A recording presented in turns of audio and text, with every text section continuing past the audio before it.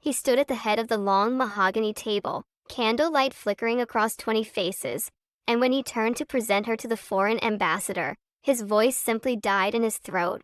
His lips parted, his gray eyes narrowed, and for one long, shattering moment nothing came. Lady Margaret Ashby leaned forward, her golden curls brushing her bare shoulder, and whispered something that made the ambassador chuckle. A footman froze with a decanter of claret. And Elira, seated 2 chairs down from her husband, felt the room tilt as if the chandeliers above were about to fall. Everyone saw it, the hesitation, the blankness, the Duke's own wife, and he could not summon her name. Elira's fingers curled around the stem of her wineglass until her knuckles whitened. She should have been used to it by now. 3 years of marriage, 3 years of sitting at his left hand like a piece of borrowed furniture, and still he looked through her as though she were a drape he forgot to draw. But this was different. This was public. This was a wound delivered in front of people who would carry the story to every drawing room in London before the week was out. "Lady Elira," she said quietly, her voice steadier than her heart. She inclined her head toward the ambassador, a distinguished man from the Spanish court who now looked confused. "It is a pleasure to welcome you to Ravenwood Hall." The Duke blinked as if waking from a dream. "Yes, of course, my wife, Lady Elira." He said her name as though tasting a dish he'd never ordered. The ambassador bowed and the conversation swirled on, but Elira knew the damage was done. Lady Margaret's satisfied smile could have curdled milk. For the remainder of the meal, Elira ate nothing. She moved food across her plate, nodded at the appropriate moments, and felt something inside her chest crack open. Not a clean break, but a slow, cold fissure, like ice splitting along a fault line that had been there all along. She had loved him since she was 17 years old, from the moment she first saw him ride through her father's estate on a dapple gray stallion, his dark hair catching the afternoon sun. She had loved him when he'd stood before the altar with a jaw clenched so tight she thought his teeth might crack, loved him when he'd escorted her to their wedding breakfast and spoken not a single word directly to her.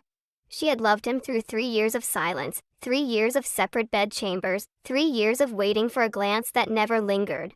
And now tonight, she realized the truth she had been too terrified to face. She was invisible to him, not disliked, not resented, simply unnoticed. A name he could not recall. When the ladies withdrew to the drawing room, Elira excused herself, pleading a headache. She climbed the grand staircase alone, her slippers silent on the marble, one hand trailing the iron balustrade. Her maid, a loyal young woman named Bess, was waiting in her chamber, and one look at her mistress's face made the girl's cheerful expression dissolve. "My lady, what has happened?" Elira walked to the window and gazed out at the vast, moonlit gardens of Ravenwood Hall. Somewhere beyond the yew hedges, the fountains were still playing, but all she could see was her own reflection, pale and small. "He forgot my name, Bess, in front of everyone. He forgot I existed." Bess said something kind and outraged, but Elira barely heard. She was watching the reflection of a woman who had poured every drop of herself into a marriage that held no place for her. She had managed his household with meticulous care, entertained his political allies with grace, never complained, never demanded. She had dressed in colors he was rumored to prefer, learned the names of his prized horses, even wrote letters to his elderly aunt in Bath so he wouldn't have to. And still, when he looked at her, he saw an empty space. That was the night Elira decided to stop. Not to run away, not to cause a scandal, but to stop begging for love with her silent, aching hope. She would no longer arrange her life around the shape of his absence. She would become someone who did not need to be remembered by the Duke of Ravenwood. The decision settled over her like a cold, clean river, washing away the debris of old dreams. She slept that night without tears for the first time in months, and when she woke, she did not ring for Bess to dress her hair in the elaborate style the Duke's mother had once complimented. She chose a simple twist, a gown of dove gray, and went downstairs to a breakfast room empty of her husband, which was exactly what she expected. He was already out riding. He was always out riding. Instead of taking tea in the morning room and waiting for an encounter that would not come, Alara put on a sturdy wool cloak and walked to the stables. She ordered a small carriage and drove herself into the village, something she had never done before. The coachman looked startled. She did not explain. Ravenwood Village was a cluster of stone cottages hugging a bend in the river, with a Norman church and a market cross that had seen centuries of quiet mornings. Alara had visited the church often, leaving donations for the parish poor, but she had never simply walked among the people. That morning she did. She greeted the baker, bought a loaf of rye bread with her own coin, and spoke to a woman whose son had come home from the war with a ruined leg and no means of support. The woman's gratitude was so raw that Alara felt something shift behind her ribs. Here, her presence mattered. Here, someone needed her. By the end of the week, she had organized a small circle of ladies to sew linens and gather supplies for veterans in the county. She began visiting the wounded men in the village infirmary, reading to them, writing their letters. The work was quiet and unglamorous, but it filled the hollow hours that had once echoed with longing. She smiled more. Her cheeks regained a color that had been missing since her wedding day. Bess noticed. The housekeeper noticed. Even the gardener, old Mr. Pritchard, remarked that her ladyship seemed in good spirits. The Duke noticed nothing. Weeks passed in this gentle rhythm. Alara still managed her duties at the hall with efficiency, but she no longer lingered in the corridors hopping to meet him. She no longer arranged her afternoon to be available in case he wanted to walk with her. She stopped reading the poetry he once mentioned in passing, stopped wearing the sapphire brooch that matched his eyes, stopped listening for his footstep in the hall. She became, by slow and deliberate degrees, a woman with her own purpose. And the more she withdrew, the more the great house seemed to exhale around her, as if it too had been holding its breath. It was at the autumn fair that the first crack appeared in the Duke's indifference. Alara had arranged a small stall to raise funds for the Veterans Fund. She stood behind a table covered in knitted goods and jars of honey, her hair pinned loosely under a wide-brimmed hat, laughing at something a child had said. Across the green, Alexander Ashworth, Duke of Ravenwood, reined in his horse and squinted against the pale October sun. He had ridden out to inspect the drainage on the lower fields, but the sight of his wife, surrounded by villagers, laughing with a freedom he had never seen, caught him off guard.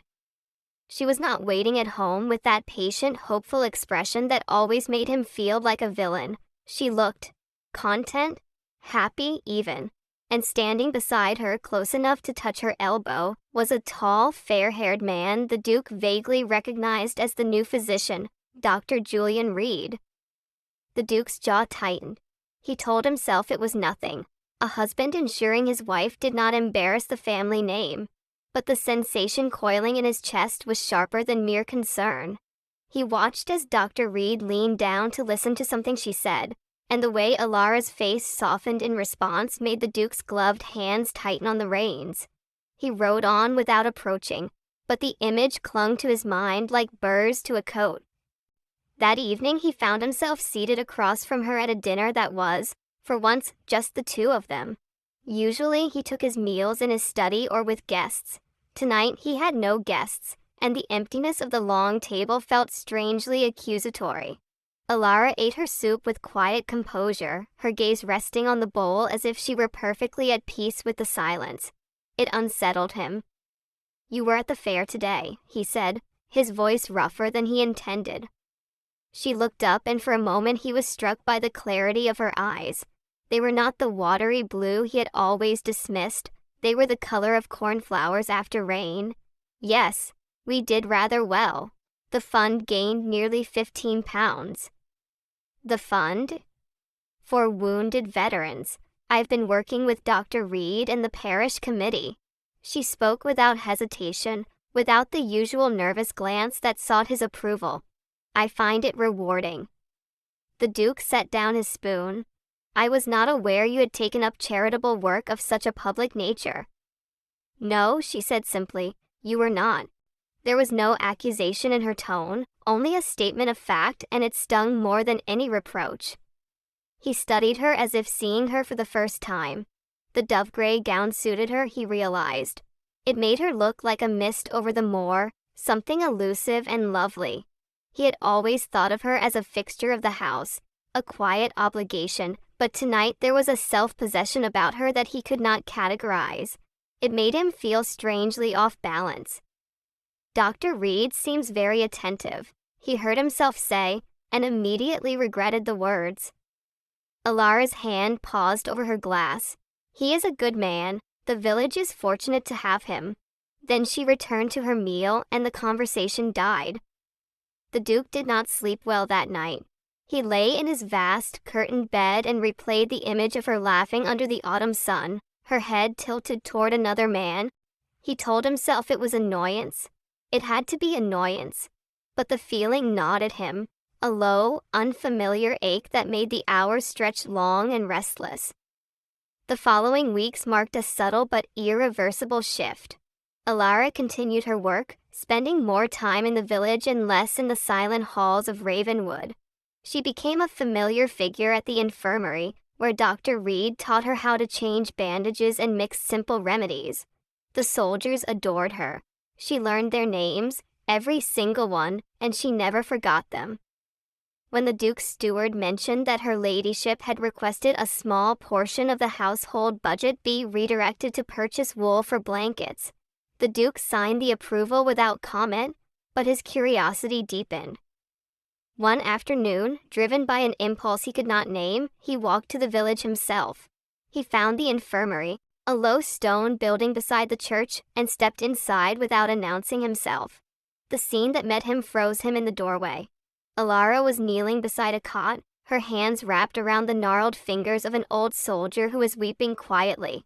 She was murmuring something, her voice low and steady, and the man's pain seemed to ease under her touch. Beside her, Dr. Reed was preparing a poultice, but his gaze kept drifting to Alara with an expression that the Duke recognized instantly. It was admiration. Deep, reverent admiration, the kind a man feels when he is beginning to lose his heart. Alexander stepped back into the shadow of the doorway, his heart beating hard. Jealousy flared up his spine like a lash of fire. He had no right to it. He knew he had no right. He had given her nothing but distance, had treated her like a ghost in his own home, and yet the thought of another man loving her, of her smiling for someone else, was unbearable. He turned and strode back to the hall without speaking to anyone. That night something curious happened. After the servants had retired, the Duke found himself wandering the east wing, where Alara's private sitting room was located. He had never entered it before. It was her space, and he had respected the boundary out of indifference. But tonight, the door was ajar and a single candle burned within. He pushed it open and saw her there, asleep in a chair by the hearth, an open letter in her lap. He moved closer, not to pry, but because the pull of her presence was suddenly too strong to resist.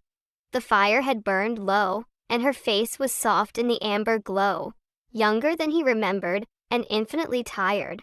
He noticed the faint smudge of ink on her finger, the calluses on her palm from handling bandages, the way her lips curved slightly even in sleep, as if she were holding onto some private happiness. His gaze fell to the letter. It was addressed to a solicitor in London, and the words leaped out at him before he could look away. "Arrangements for my separate residence after Michaelmas. I trust the annuity will be sufficient for a modest establishment. I ask only that this matter be kept confidential until the papers are finalized." The Duke's blood turned to ice. Separate residence. She was planning to leave him. Quietly, without drama, she was preparing to walk out of his life and set up a home of her own. The shock hit him like a physical blow. He had never imagined she might leave. He had taken her presence for granted as surely as he took the roof over his head. And now, facing the prospect of her absence, he felt something he had not felt in years, raw, clawing fear. He left the room without waking her. That night, he sat in his study with a decanter of brandy he did not drink and stared into the darkness. The memory of every cold word, every indifferent glance, every time he had walked past her without acknowledgement, rose up to accuse him. He had been a fool a blind, arrogant fool. And now he was about to lose the one woman who had ever loved him without condition, if indeed she still did. The next morning he sought her out. She was in the garden cutting roses for the infirmary, her basket already half full. When she heard his step on the gravel, she turned, and her expression was calm, guarded. It was the look of a woman who had learned not to hope. "Alara," her name on his lips felt foreign and precious. "May I speak with you?" She set down her shears. "Of course." He struggled for words, something that rarely happened to a man accustomed to command. "I have been reflecting on our marriage, on my conduct." He paused, searching her face for a sign of warmth. "I have not been the husband you deserved. I see that now." Her expression did not change, but something flickered in her eyes, surprise perhaps, or wariness. "You have been occupied with your duties, Your Grace. I understand." "No," he said a little too forcefully.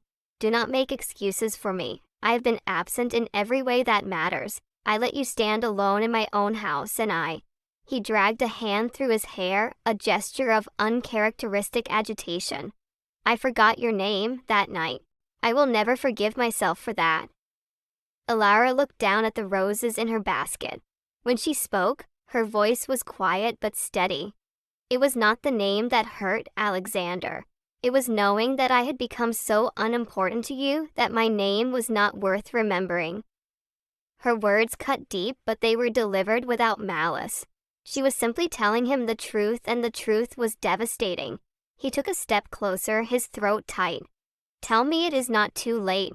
Tell me there is something I can do." She met his eyes then, and he saw the long, lonely years pooled in them. "I do not know what you want me to say. For 3 years, I loved you with everything I had. I would have walked through fire for a single kind look from you. But I cannot live on crumbs anymore.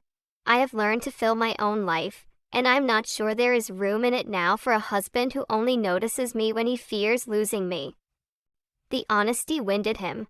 He wanted to argue, to promise the moon and stars, but he saw that she would not believe him.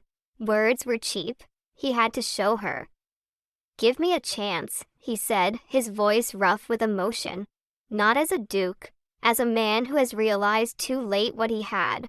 Let me prove to you that I can be better." Alara's lips parted, but before she could answer, a servant appeared at the terrace steps with a message that Dr. Reed had arrived and was asking for her ladyship. The Duke's jaw clenched, but he forced himself to stay calm. He watched her gather her basket and walk toward the house, and the fear of loss twisted deeper into his chest. He would not lose her to the good doctor. He would not lose her to his own stupidity. From that day, the Duke of Ravenwood began a quiet, determined campaign to win back his wife. He did not make grand speeches or shower her with gifts. He knew her too well for that now. Instead, he showed up. He visited the infirmary, not as a lord inspecting his domain, but as a man willing to sit with wounded soldiers and listen to their stories. He learned the veterans' names just as she had. He saw the way her eyes widened the first time he knelt to tie a bandage with his own hands. And the small, hesitant smile she tried to hide made his heart pound harder than any parliamentary debate. He also observed Dr. Reed with a vigilance that bordered on obsession. The physician was everything he was not: warm, present, uncomplicated. Julian Reed had no title weighing him down, no years of coldness to atone for. But the Duke noticed something else too.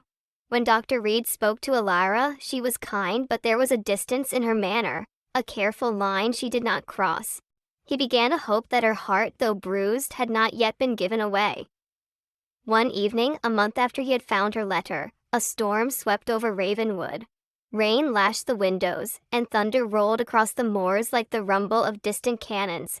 The household was settling in for the night when a frantic knock sounded at the main door. One of the village lads had been injured, caught by a falling branch while securing his family's livestock. Dr. Reed was already there, but the wound was severe, and they needed more hands. Alara did not hesitate. She threw a cloak over her nightdress and ordered the carriage prepared. The Duke found her in the entrance hall, pulling on gloves, her face pale but determined. You cannot go out in this, he said, striding toward her. It is too dangerous. There is a boy bleeding in the village. I will not sit here while he suffers. She looked at him, and for the first time in months, he saw the fire she had always hidden beneath her gentle exterior. You may stay if you wish, Your Grace, but I am going. He did not stay. He climbed into the carriage beside her and they rode through the howling dark together. The road was nearly impassable, mud sucking at the wheels, and at one point, a branch cracked against the side of the carriage with enough force to startle the horses. Alexander instinctively reached for Alara's hand and held it tight. She did not pull away. They reached the cottage where the boy lay, white-faced and bleeding from a gash in his leg. Dr. Reed was already working, his sleeves rolled up, his brow slick with sweat. Alara moved to assist without hesitation, fetching water, holding the lantern steady, speaking soft reassurances to the boy's terrified mother. The Duke stood back, feeling useless, until the doctor asked someone to hold the wound closed while he stitched. Alexander stepped forward and did it. His hands, accustomed to reins and documents, trembled slightly, but he held the flesh together while Julian worked the needle. The boy's cries faded to whimpers. By the time the storm passed, the leg was saved. As dawn broke pale and clean over the village, Alara and Alexander walked out into the washed world. Her cloak was muddy, her hair escaping its pins, and there were smears of blood on her cuff. She had never looked more beautiful to him. You did well tonight, she said, her voice soft with exhaustion. I did very little. You were there, that is more than I ever expected. She looked up at him, and the guardedness in her face had thinned, revealing something fragile beneath. Why are you doing all this, Alexander? Is it only because you found out I was leaving? He stopped walking. The morning light gilded the wet hedgerows, and somewhere a lark began its song. He turned to face her fully, his heart hammering against his ribs. At first, perhaps, fear of loss is a powerful motivator, but it is more than that now. I have watched you these weeks, Alara. I have seen your strength, your compassion. The way you give yourself to others without expecting anything in return. I have seen the woman I should have known from the beginning, and I am. His voice broke. I am ashamed, and I am in awe, and I am so desperately in love with you that I do not know what to do with myself. Her breath caught. He saw the tears shimmer in her eyes before she blinked them away. You cannot mean that. You have never. I know, he cut in, his voice urgent. I know I never showed it. I buried everything under duty and distance because I was terrified of losing control. But I remember something now, something I should have recognized years ago. He reached into the pocket of his waistcoat and withdrew a small, tarnished locket. It was old, the clasp worn smooth by years of handling. He pressed it into her palm. Open it. Alara's fingers trembled as she pried the locket open. Inside was a tiny, faded miniature of a girl with dark hair and cornflower blue eyes, her eyes. Beneath it, a braided strand of hair, as dark as her own. She looked up at him in confusion. When I was 14, I fell through the ice on the lake at my grandfather's estate in the north, he said hoarsely. A girl pulled me out. She was visiting with her family for a winter house party. I was half drowned, delirious, but I remembered her face. I begged her name, but she only smiled and ran back to the house before anyone could find her. The next day, her family had left. All I had was this locket. She had pressed it into my hand as I lay on the bank. I've carried it ever since, hopping one day to find her. He swallowed hard. It was you, Alara. I know it was you. The locket has your family's crest engraved on the back, your mother's maiden house. I never connected it because when we married, your family name was Fairchild and I never asked. I never asked anything. The tears spilled down her cheeks now. She stared at the locket and a sob escaped her throat. I remember. You were so cold, your lips were blue, I was so frightened. My governess scolded me afterward, told me I must never behave so boldly. I left the locket because I thought you needed something to hold on to. She lifted her wet eyes to his. I never forgot you, Alexander. When I learned I was to marry you, I thought fate had brought us back together, but you did not recognize me. You never even looked at me. He gathered her into his arms, then holding her as if she were the most precious thing in the world. "Forgive me," he whispered into her hair. "Forgive me for being blind, for wasting 3 years, for every moment I made you feel invisible." She clung to him weeping, and he held her until the shaking stopped. When she finally pulled back, her face was blotchy and exhausted and radiant. "I was going to leave you," she said, her voice catching. "I had the papers ready, but I do not want to leave now. I never wanted to leave. I only wanted to stop hurting." "Then let me spend the rest of my life ensuring you never hurt again," he said. "Let me be the husband you deserved from the start. I cannot undo the past, but I can fill every tomorrow with the love I withheld, if you will let me." She looked at the locket still clutched in her hand, then back at his face. Slowly, a smile broke through the tears, tremulous and sweet. "You remembered my name tonight. You said it without hesitating." "I will never forget it again," he vowed. "Elara, my Elara." She laughed, a watery, joyful sound that lifted the weight from his chest. "Then I suppose I shall have to cancel my plans for a separate residence. The solicitor will be terribly disappointed." He laughed too, a rusty, unfamiliar sound, and kissed her forehead with a tenderness he had never allowed himself to feel. "I will write him a letter of apology myself, and I will write 100 more to every person I have wronged by neglecting you. I will tell the world that my wife is the most remarkable woman I have ever known." She touched his cheek, her fingers cool against his unshaven jaw. "You do not need to tell the world, Alexander, just tell me." He told her. That morning in the quiet lane, with the larks singing overhead and the scent of rain-soaked earth around them, the Duke of Ravenwood knelt in the mud and kissed his wife's hands and spoke every endearment he had locked away for so many years.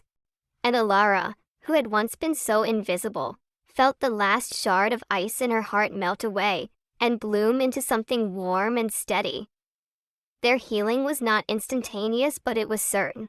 In the weeks that followed, the household of Ravenwood Hall witnessed a transformation. The Duke and Duchess walked together in the gardens, their heads bent close in conversation. They sat beside each other at dinner, and the silence was no longer cold but companionable. He accompanied her to the infirmary and learned to roll bandages with his own hands. She visited his study and read aloud from books while he worked through estate papers, a quiet intimacy that needed no grand gestures. Dr. Julian Reed, seeing the change, accepted a position at a hospital in Bath with a graciousness that spoke of his own good heart. Before he left, he shook Alexander's hand and said, with only a trace of sadness, "Take care of her. She deserves the world." Alexander nodded and replied, "She already has it. She just didn't know." The autumn fair returned the following year, and Elara stood at the same stall, her stomach just beginning to swell with the child they had not yet announced. Alexander was beside her, selling jars of honey with a grin that made the village matrons whisper behind their fans about how love had softened the stern Duke. When a small girl asked Elara her name, Alexander answered before she could speak. "This is Lady Elara, the Duchess of Ravenwood," he said, his voice warm with pride. "And she is the heart of this estate." Elara looked up at him, her eyes bright. "You remembered." He lifted her hand and pressed it to his lips. "I will remember every day for the rest of my life." And he did.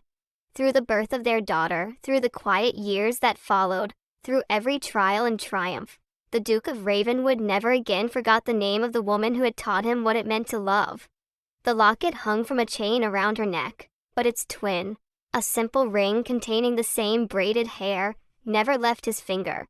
It was a reminder of the day a girl pulled a drowning boy from the ice and gave him a future he almost threw away. In the end, their story was not one of grand passion that blazed and died. It was a story of quiet awakening, of a love that had been buried under years of silence and was finally, tenderly, brought into the light. And in the candlelit evenings at Ravenwood Hall, when the fire burned low and the world outside grew still, Alexander would sometimes lean close to his wife and whisper her name just to feel it on his tongue. Elara. It was no longer a word he had to search for. It was home. If you enjoyed this story, don't forget to give it a like and subscribe to the channel. Also, let us know in the comments which country you're watching from.